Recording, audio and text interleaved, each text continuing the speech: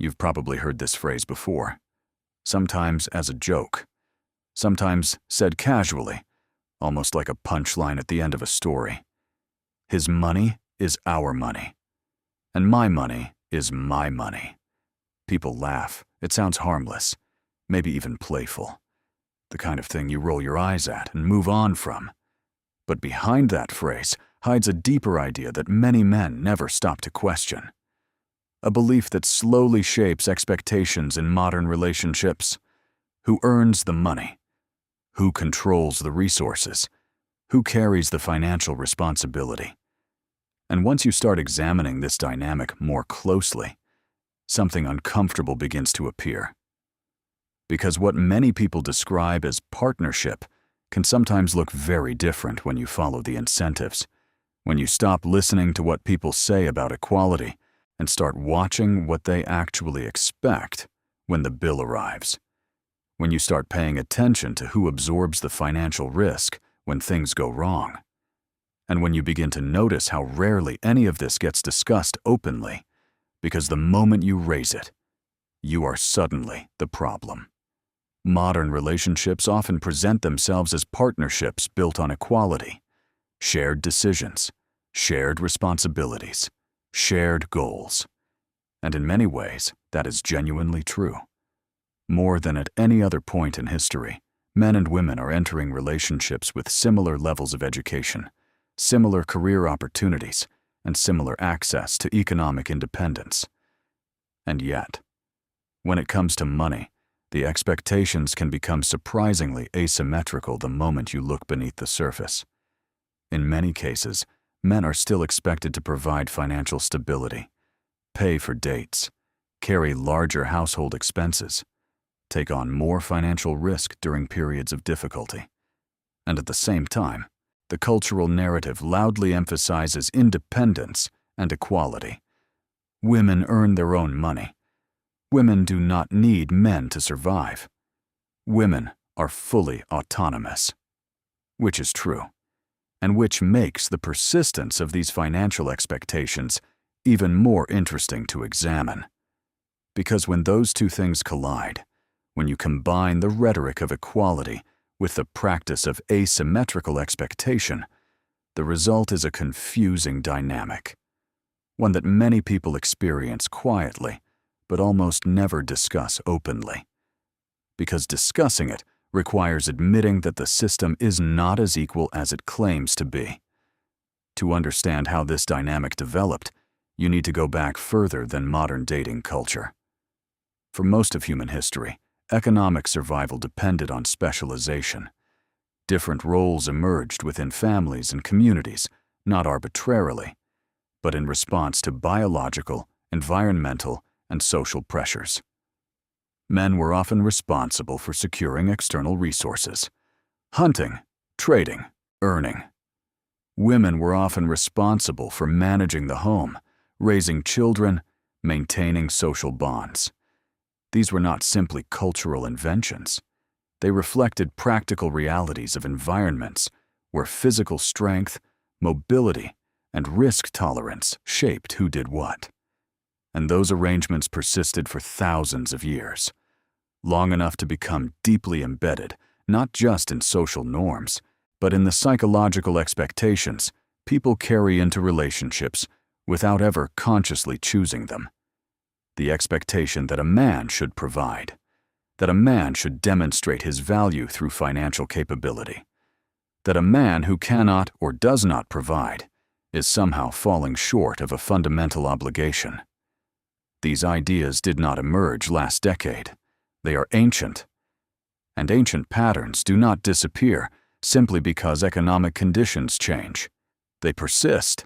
They mutate. They get reframed in modern language. But the underlying expectation often remains exactly where it always was.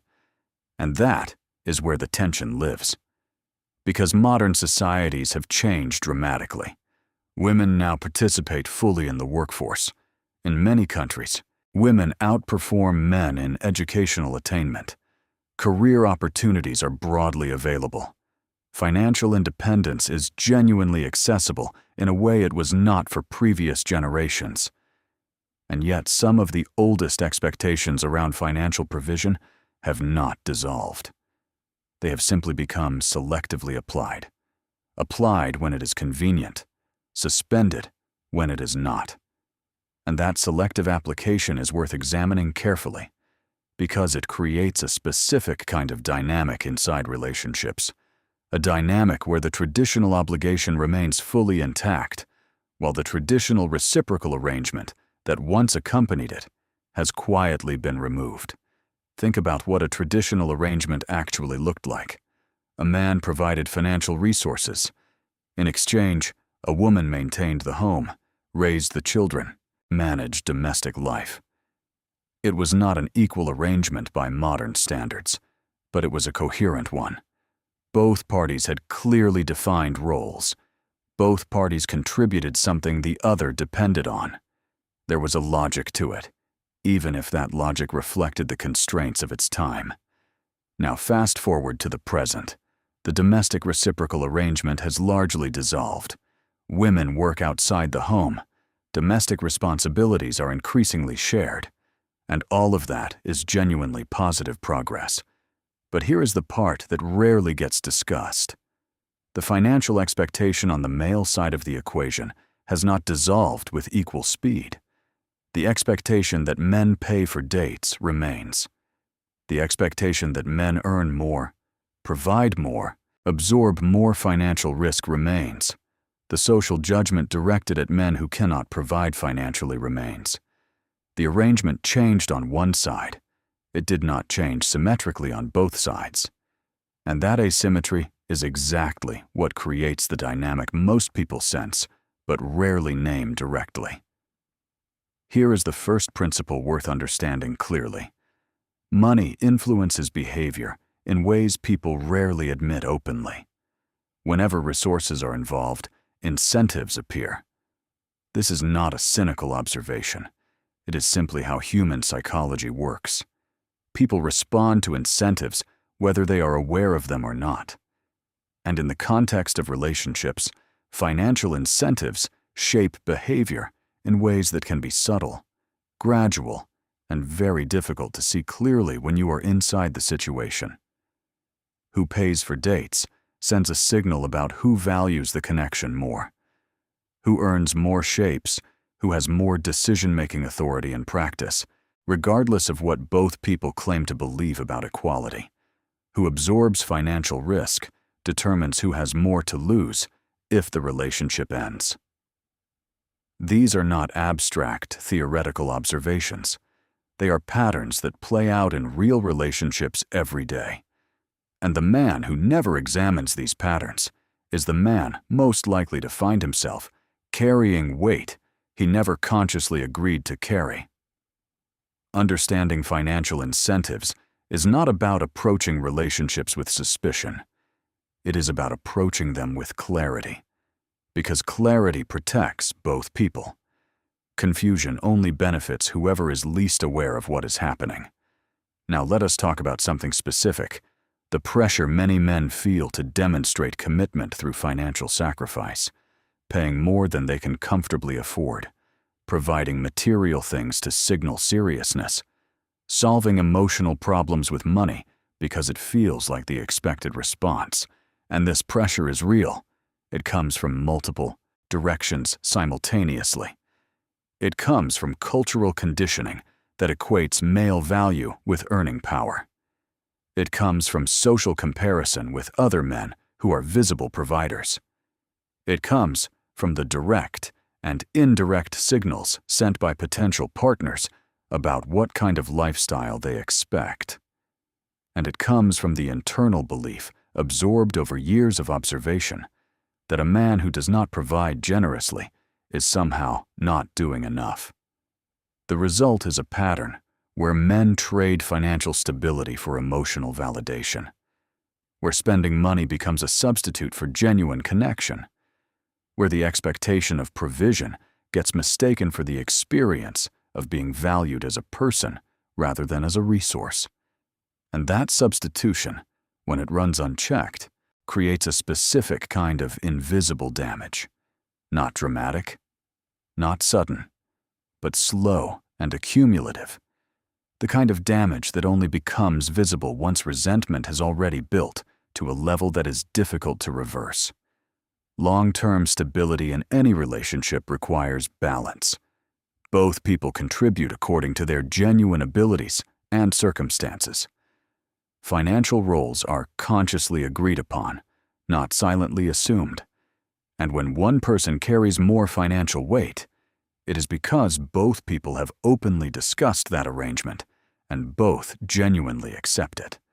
Not because one person has simply absorbed an expectation they were never directly asked to agree to. When one person consistently carries the financial burden without that arrangement being explicitly acknowledged and reciprocated in other meaningful ways, resentment builds beneath the surface. And resentment is one of the most corrosive forces in any relationship. It does not announce itself loudly. It accumulates quietly. It reshapes how a person interprets small daily interactions. And by the time resentment becomes visible, it has usually been building for much longer than either person realized. This is where something important happens in the timeline of a relationship. At the beginning, financial generosity can feel entirely voluntary, a gesture of care, an expression of genuine desire to contribute, something given freely because giving it feels good.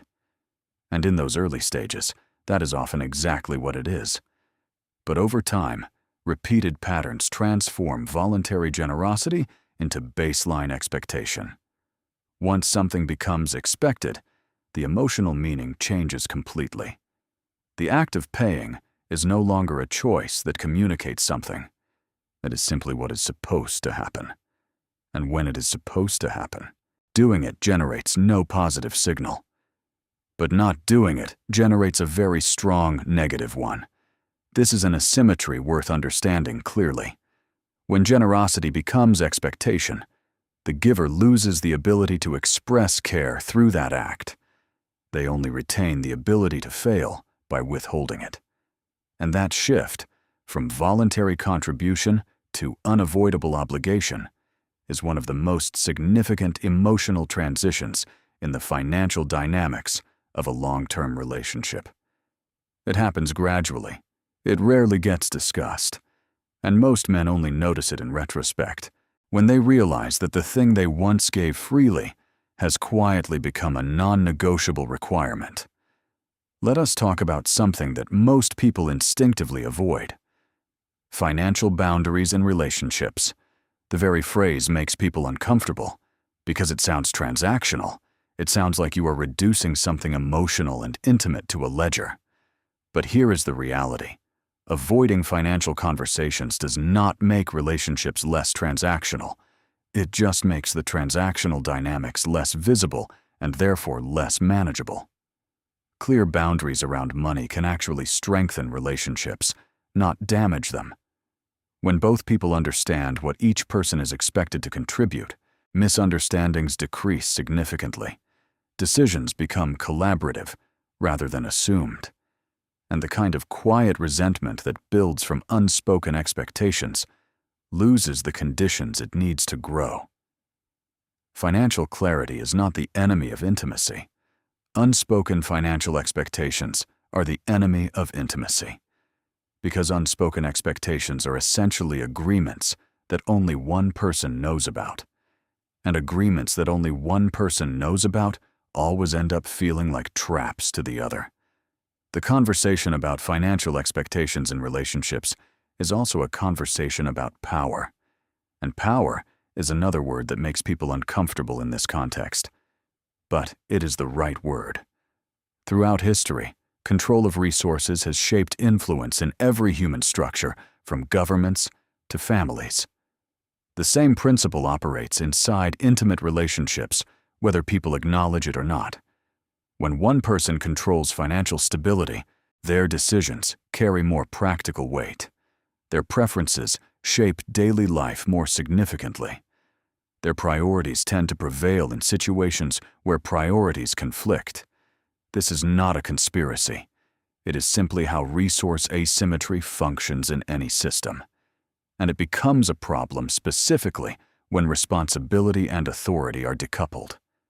When one person provides the resources but lacks proportional influence over how those resources are used and what direction the relationship moves in.